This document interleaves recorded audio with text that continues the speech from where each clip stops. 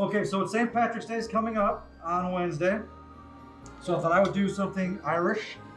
So I did a little research on some Irish things. Most Irish things take a long time to cook, like corned beef and stews and soda breads, and that's not really something I can do for you like that. So I thought I would do Irish Boxty. It is basically it's an Irish potato pancake. The difference is with this is it's half mashed potatoes and half grated potatoes. A lot of times you'll see potato pancakes that's just grated potatoes and they mix flour and egg into it, salt and pepper. This has got a little mashed potatoes, a little bit softer. They've been doing it probably for hundreds of years. Irish are known for the potatoes. They eat a lot of potatoes. Nowadays they use it for just about anything. I saw recipes for Boxty quesadillas, sandwiches. I did have a Boxty sandwich at a restaurant, an Irish restaurant that was pretty good. So they use it kind of like as bread, and there's restaurants in Ireland that all they make is Boxty, and they make it different ways. So what I'm gonna do, I made the batter already, and I made some now. What I'm gonna do is I don't have the mashed potatoes because I basically put them all in the first batch and didn't reserve any, so my fault. But what I'm going to do first is I'll show you how it kind of gets made. I'm sure you all know how to make mashed potatoes, so I'm not too concerned with you not knowing how to do that. If I was making this, I would have my potatoes, to make my mashed potatoes, on the stove right now, boiling.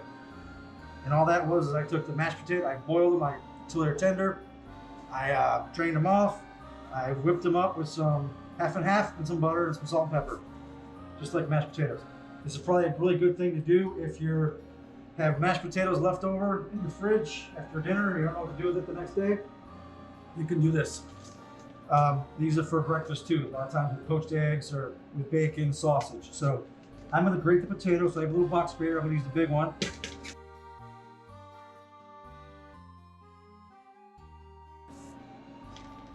So next, what you do with these is, since they have a lot of water in them, I'm going to put some salt in it. Salt's going to kind of pull out all that water. And let that sit for a second. So when mashed potatoes are done, I would have put them in there, but I'm going to show you how to drain that off first. So my ingredients now, I've got a half a cup of milk. I've got 1 egg,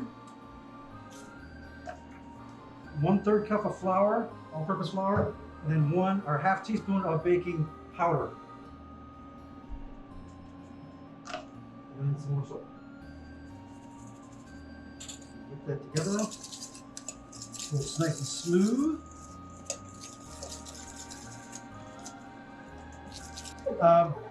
So the key thing to this is to squeeze out the potatoes, the grated potatoes.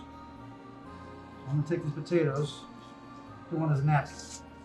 You can use cheesecloth or anything that's kind of porous cloth. You'll see how much water comes out of this when I squeeze it. Ooh. Wow. 1 potato? So if you didn't do this, all this water would be in your potato pancake, and it probably would be kind of soggy and wouldn't even cook. So the more you get out, the better. Wow. So I'm going to kind of move around. That much water, huh? Yeah, that's about a 1/4 cup. Yeah. There's more, a little bit more. Woo. So I would take my mashed potatoes, they don't have them, but I'll explain it. Now I have the mashed potatoes, and I put them in with this in this bowl after the water's out of it. I'll mix that together and then add it to this mixture, which is the flour milk mixture. Here. I am going to add a little bit of this back to my original batter.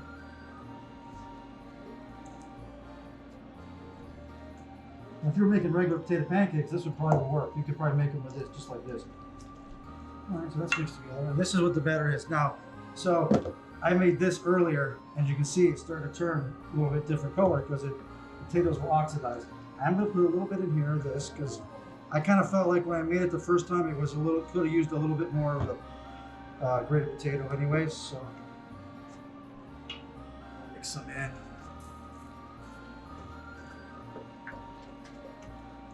Now just because the potato does oxidize a little bit, but that's just a color thing. It doesn't do anything to the flavor or anything like that, so it came out just fine.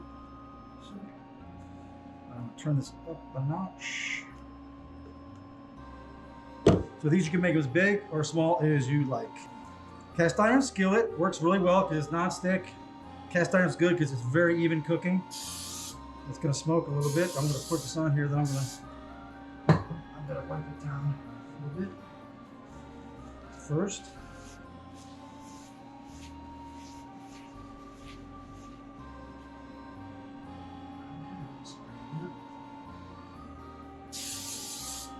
All right, now put them in. I'm gonna make this real small.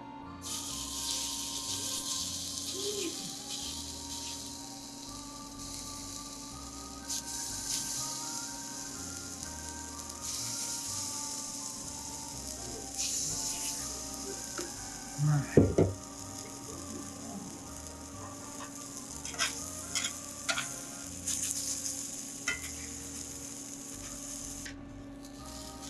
I'll tell you right now that this pan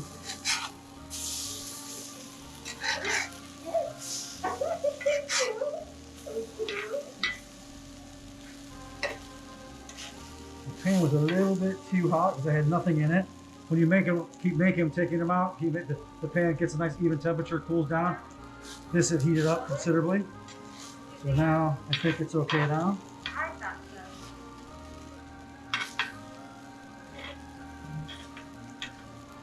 You put them in, and then let them sit. Try not to touch them, because they'll get kind of they'll break apart.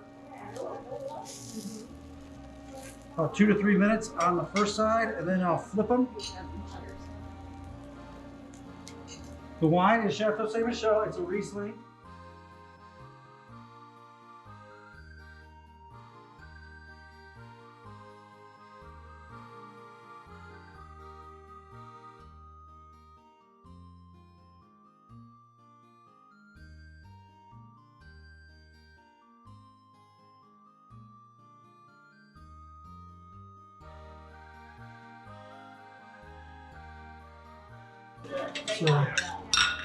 So the sour cream I have is it's a sour cream with diced chives in it and whole grain mustard. And the salmon is actually, it's not salmon. To be honestly, it's steelhead. So steelhead is a sea-run trout, rainbow trout. So they eat the same stuff as salmon in the ocean. So their color is red, just like the salmon is. I bet you I could give you smoked salmon. I bet you wouldn't tell the difference between the two, really. Smoked, isn't it? Yeah, it's smoked. Yeah, it is. Yes. I'm not a real big fan of salmon, but I do like smoked salmon.